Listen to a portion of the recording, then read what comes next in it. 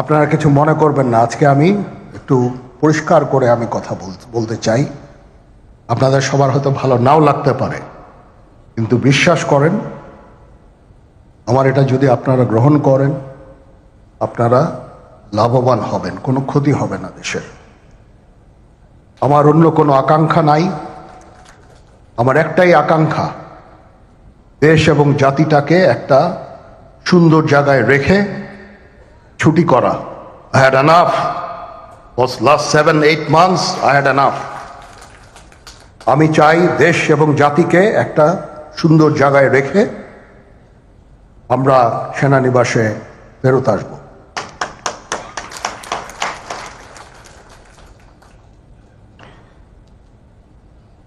আরেকটা জরুরি বিষয় যেটা আমি ভাবলাম যে আপনাদের সাথে আমি শেয়ার করি। দেশের এই আইন শৃঙ্খলা পরিস্থিতি খারাপের পেছনে কিছু কারণ আছে। প্রথম কারণটা হচ্ছে যে আমরা নিজেরা হানাহানির মধ্যে ব্যস্ত, একজন আরেকজনের বিরুদ্ধে বিষোদ্গারে ব্যস্ত। এটা একটা চমৎকার সুযোগ অপরাধীদের জন্য। যেহেতু আমরা একটা অরাজক পরিস্থিতির মধ্যে বিরাজ করছি, তারা খুব ভালোভাবেই জানে যে এই সময়ে যদি এই সমস্ত অপরাধ করা যায় তাহলে এখান থেকে পরিত্রাণ পাওয়া সম্ভব। সেই কারণে এই অপরাধগুলো হচ্ছে।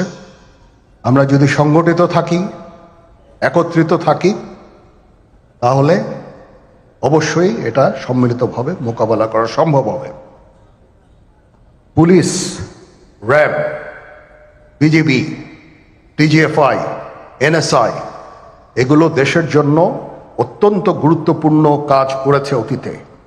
খারাপ কাজের সাথে অসংখ্য ভালো কাজ করেছে।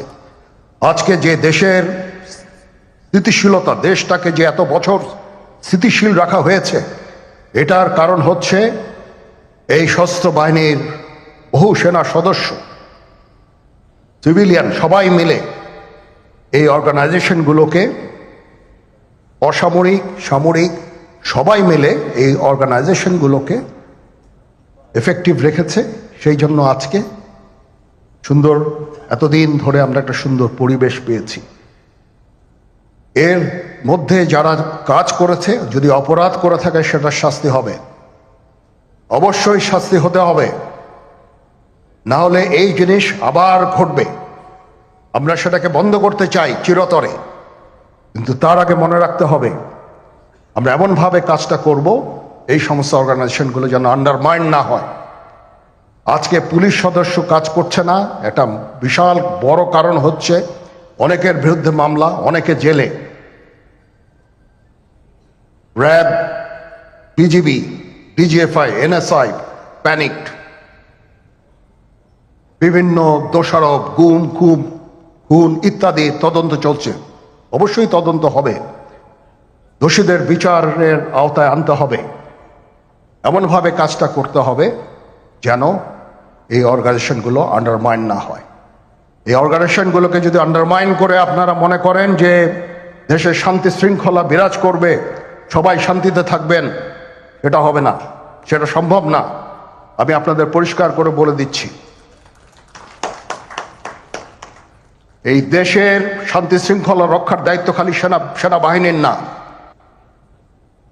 2 লক্ষ পুলিশ আছে, বিজিবি আছে, র্যাব আছে, আনসার বিডিপি আছে, আমার আছে হচ্ছে 30,000 সৈন্য। এদেরকে আমি এই যে একটা বিরাট ভয়েড, আমি এই 30,000 সৈন্য দিয়ে আমি কিভাবে এটা পূরণ করব? 30,000 থাকে, আবার 30,000 চলে যায় ক্যান্টনমেন্টে, আরো 30,000 আসে। এটা দিয়ে আমরা দিন রাত আমরা চেষ্টা করে যাচ্ছি।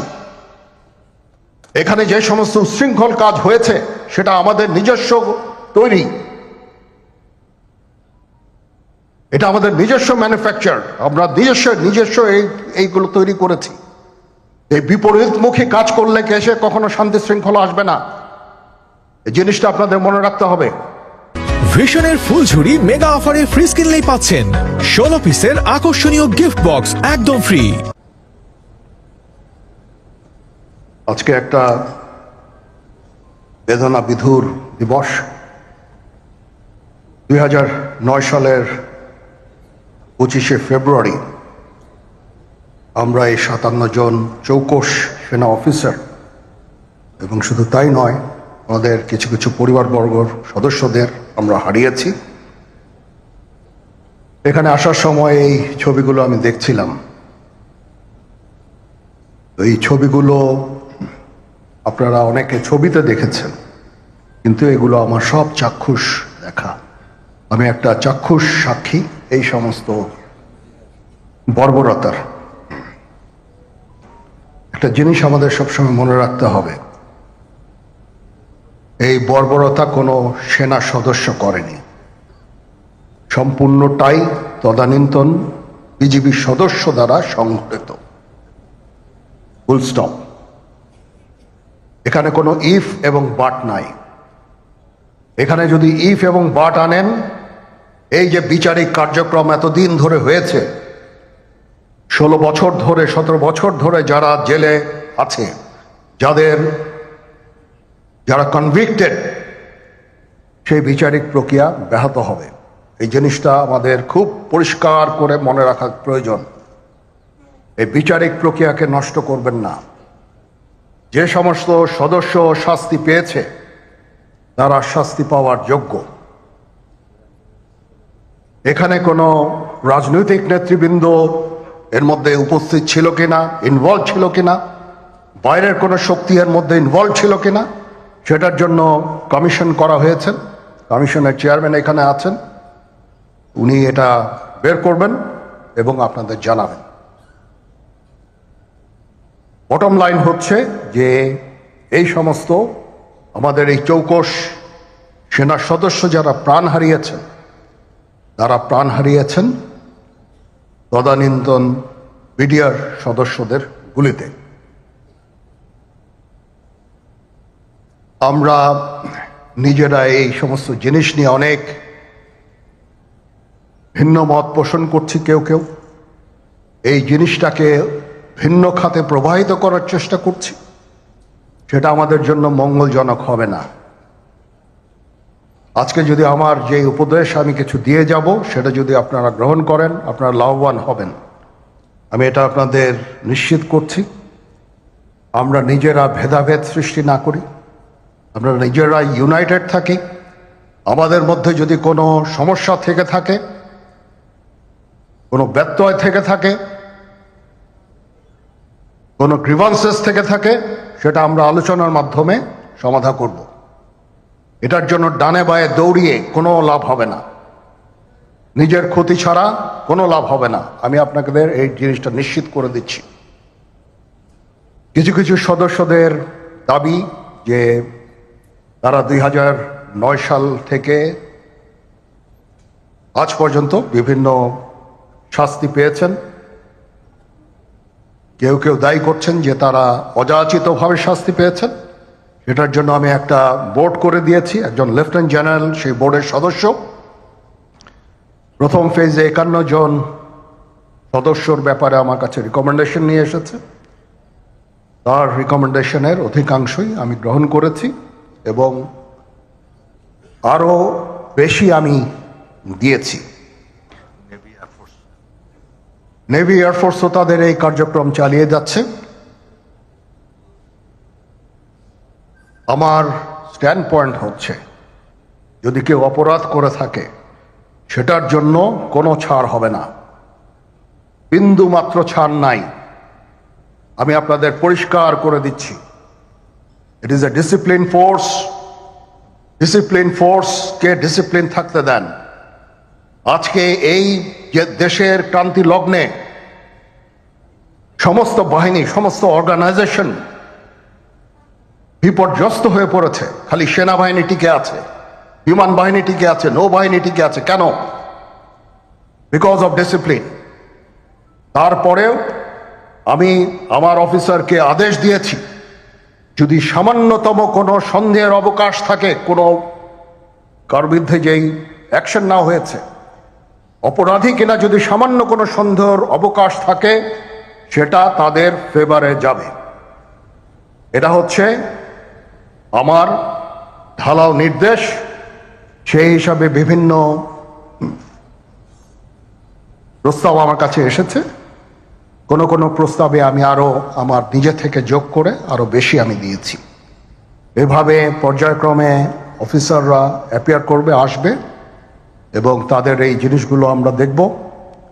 দেখে যদি মনে হয় যে তাদেরকে করার অবকাশ আছে কিছু, অবশ্যই আমরা করব।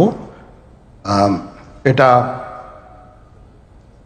ন্যায় নীতিতে আমরা প্রতিষ্ঠিত থাকব ইনশাআল্লাহ। আপনারা কিছু মনে করবেন না, আজকে আমি একটু পরিষ্কার করে আমি কথা বলতে চাই। আপনাদের সবার হয়তো ভালো নাও লাগতে পারে, কিন্তু বিশ্বাস করেন, আমার এটা যদি আপনারা গ্রহণ করেন, আপনারা লাভবান হবেন, কোনো ক্ষতি হবে না দেশের। আমার অন্য কোনো আকাঙ্ক্ষা নাই। আমার একটাই আকাঙ্ক্ষা, দেশ এবং জাতিটাকে একটা সুন্দর জায়গায় রেখে ছুটি করা। I had enough. Was last 7-8 months I had enough. আমি চাই দেশ এবং জাতিকে একটা সুন্দর জায়গায় রেখে আমরা সেনানিবাসে ফেরত আসব।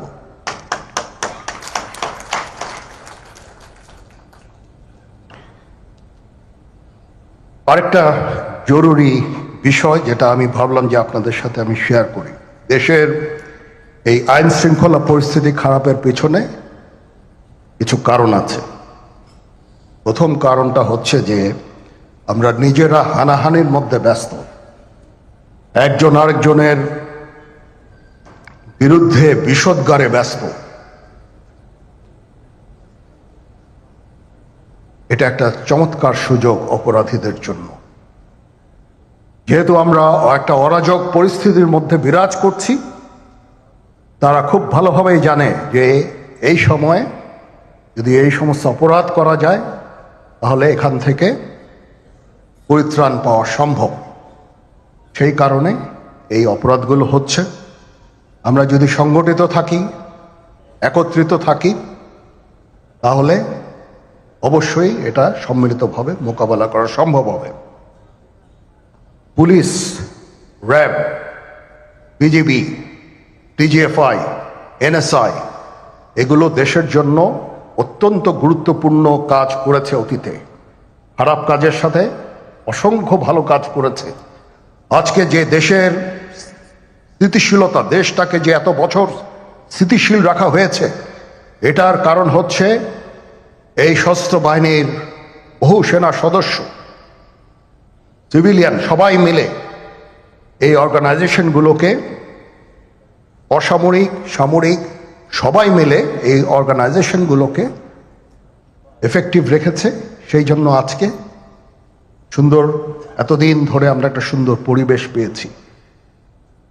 এর মধ্যে যারা কাজ করেছে, যদি অপরাধ করে থাকে সেটার শাস্তি হবে, অবশ্যই শাস্তি হতে হবে। না হলে এই জিনিস আবার ঘটবে। আমরা সেটাকে বন্ধ করতে চাই চিরতরে, কিন্তু তার আগে মনে রাখতে হবে আমরা এমনভাবে কাজটা করব এই সমস্ত অর্গানাইজেশনগুলো যেন আন্ডারমাইন না হয়। আজকে পুলিশ সদস্য কাজ করছে না, এটা বিশাল বড় কারণ হচ্ছে অনেকের বিরুদ্ধে মামলা, অনেকে জেলে। RAB, BGB, DGFI, NSI panicked. বিভিন্ন দোষারোপ, গুম, খুন ইত্যাদি তদন্ত চলছে।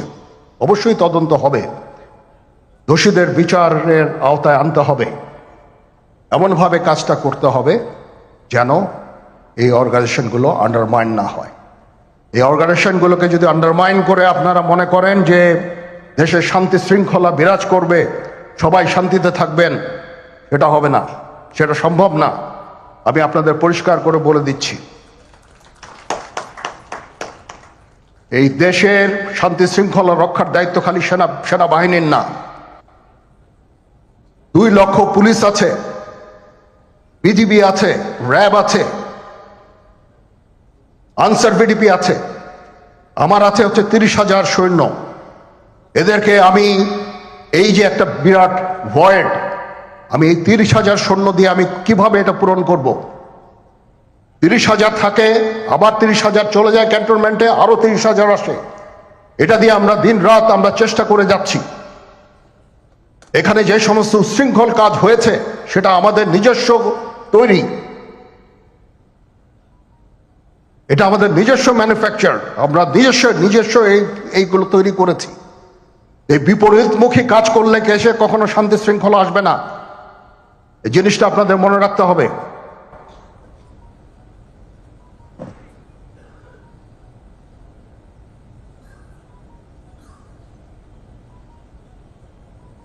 তদন্ত কমিশন হচ্ছে, আবার আরেকটা আমাদের সর্বদা আমরা চেষ্টা করব তদন্ত কমিশনকে সহায়তা করতে। এ ধরনের সাহায্য সহযোগিতার প্রয়োজন হয় আমরা করব। আমরা দেশে একটা ফ্রি ফেয়ার অ্যান্ড ইনক্লুসিভ একটা ইলেকশনের জন্য দিকে ধাবিত হচ্ছে, এবং তার আগে যে সমস্ত সংস্কার করা প্রয়োজন অবশ্যই সরকার সেদিকে খেয়াল করবেন। আমি যতবারই ডক্টর ইউনূসের সাথে কথা বলেছি, he completely agrees with me. There should be free, fair and inclusive election, and that election should be within December or close to that. যেটা আমি এর প্রথমেই বলেছিলাম যে 18 মাসের মধ্যে একটা ইলেকশন। আমার মনে হয় যে সরকার সেদিকেই ধাবিত হচ্ছে। ডক্টর ইউনূস যথাসাধ্য চেষ্টা করে যাচ্ছেন এই দেশটাকে ইউনাইটেড রাখতে, কাজ করে যাচ্ছেন উনি। ওনাকে আমাদের সাহায্য করতে হবে, উনি যেন সফল হতে পারেন সেদিকে আমরা সবাই চেষ্টা করব। আমরা একসাথে ইনশাল্লাহ কাজ করে যাব। আজকে রাওয়ার চেয়ারম্যান মহোদয় আমাকে এখানে দাওয়াত দিয়েছেন। উনি চেয়ারম্যান হওয়ার পরে এটা দ্বিতীয়বার আমি এসেছি। ওনার কাছে আমি কৃতজ্ঞ যে উনি আমাদেরকে আলাদাভাবে, বা রাওয়া আমাদেরকে আলাদাভাবে দেখছে না। সার্ভিং অ্যান্ড রিটায়ার্ড, আমি তো বলেছি প্রথমেই যে there should be any difference. আমি সেনা প্রধান হিসাবে সার্ভিংদের প্রতি আমার যেই দায়িত্ব, রিটায়ার্ডদের প্রতি এই দায়িত্বের একই দায়িত্ব, সামান্যতম কম বেশি না। সেই চেষ্টা আমি করে যাচ্ছি আমাদের লিমিটেড রিসোর্সের মধ্যে। আমরা হেলথ কেয়ারের উপরে বেশ কিছু কাজ করছি, নিজস্ব কিছু মেডিকেল হসপিটাল করার চেষ্টা করছি, ক্লিনিক করার চেষ্টা করছি, এবং আপনারা আস্তে আস্তে এগুলোর ফল ইনশাল্লাহ পাবেন। আসেন আমরা নিজেদের মধ্যে মারামারি কাটাকাটি না করে আমরা উই ইউনাইট আওয়ারসেলভস। দেশ জাতি যেন একসাথে থাকতে পারি সেদিকে আমাদের কাজ করতে হবে। আমাদের মধ্যে মতের বিরোধ থাকতে পারে, চিন্তা চেতনার বিরোধ থাকতে পারে, কিন্তু দিন শেষে যেন আমরা সবাই দেশ এবং জাতির দিকে খেয়াল করে আমরা যেন এক থাকতে পারি। তাহলে এই দেশটা উন্নত হবে, এই দেশটা সঠিক পথে পরিচালিত হবে। না হলে আমরা আরো সমস্যার মধ্যে পড়তে যাব। বিশ্বাস করেন, we don't want to head, ওইদিকে আমরা যেতে চাই না। আমি আপনাদের সতর্ক করে দিচ্ছি। পরে বলবেন যে আমি সতর্ক করিনি, আমি আপনাদের সতর্ক করে দিচ্ছি। আপনারা যদি নিজেদের মধ্যে ভেদাভেদ ভুলে একসাথে কাজ না করতে পারেন, নিজেরা যদি কাদা ছোড়াছুড়ি করেন, মারামারি কাটাকাটি করেন, এই দেশ এবং জাতির স্বাধীনতা সার্বভৌমত্ব বিপন্ন হবে। আমি আজকে বলে দিলাম, নাইলে আপনারা বলবেন যে আমি আপনাদের সতর্ক করিনি। আমি সতর্ক করে দিচ্ছি আপনাদের। এই দেশ আমাদের সবার, আমরা সবাই সুখে শান্তিতে থাকতে চাই। আমরা চাই না হানাহানি, কাটাকাটি, মারামারি। সেই উদ্দেশ্যে আমি কাজ করে যাচ্ছি, আমরা কাজ করে যাচ্ছি। আমাদের সেনাবাহিনীর প্রতি আক্রমণ করেন না। একটা কমন জিনিস আমি দেখতে পাচ্ছি, সেনাবাহিনী এবং সেনা প্রধানের প্রতি বিদ্বেষ কারো কারো। কি কারণে আজ পর্যন্ত আমি এটা খুঁজে পাইনি। আমরা হচ্ছে একমাত্র ফোর্স যেটা আপনাদের জন্য কাজ করে যাচ্ছি। দাঁড়িয়ে আছি প্ল্যাটফর্মে। Of course navy and air force, navy chief আবার মন খারাপ করে করছে, navy air force all we all আমাদেরকে সাহায্য করেন, আমাদেরকে আক্রমণ করেন না, আমাদেরকে অনুপ্রাণিত করেন, আমাদেরকে উপদেশ দেন। কোনো একটা সমস্যা হয়ে গেলে আমি যেন নুরুদ্দিন স্যারের স্বর্ণপন্ন হই এবং উনি আমাকে উপদেশ দেন, সিনিয়র জেনারেলরা আমাকে উপদেশ দেন, আমি সবার কাছে স্বর্ণপন্ন হই। আমাদের প্রতি আক্রমণ করেন না, উপদেশ দেন। আমরা অবশ্যই ভালো উপদেশ গ্রহণ করব। আমরা একসাথে থাকতে চাই এবং দেশ এবং জাতিকে এগিয়ে নিয়ে যেতে চাই। সবাই ভালো থাকবেন। কর্নেল হকের প্রতি আন্তরিক কৃতজ্ঞতা। উনি আমাকে সুযোগ করে দিয়েছেন আজকে এখানে আপনাদের সাথে এসে কথা বলার জন্য। একটু মন খুলেই কথা বললাম। এতদিন যে কথা মনের মধ্যে ছিল